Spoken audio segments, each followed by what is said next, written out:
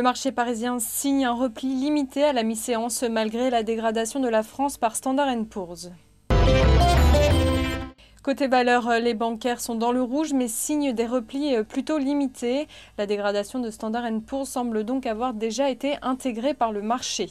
Du rouge aussi pour Lafarge, son concurrent suisse Holcim va enregistrer une charge de plus de 700 millions de francs suisses au quatrième trimestre 2011. PPR est également en repli, sa filiale Fnac va supprimer plus de 300 emplois en France en raison d'une baisse de 3% de son chiffre d'affaires en 2011. Le secteur automobile est en revanche bien orienté. Renault est porté par une note favorable de Goldman Sachs qui rehausse sa recommandation de vendre à neutre. Malgré la dégradation de la France par Standard & Poor's, le CAC 40 est en repli de moins de 1% ce midi. Comme annoncé par les analystes, l'annonce semble avoir déjà été digérée par les marchés.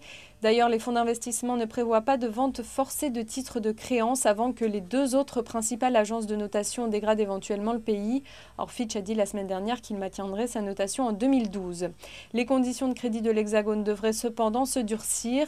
L'État qui emprunte aujourd'hui autour de 3% pourrait se voir proposer des taux autour de 3,5 voire 4%. Par effet de domino, les emprunts immobiliers seraient impactés.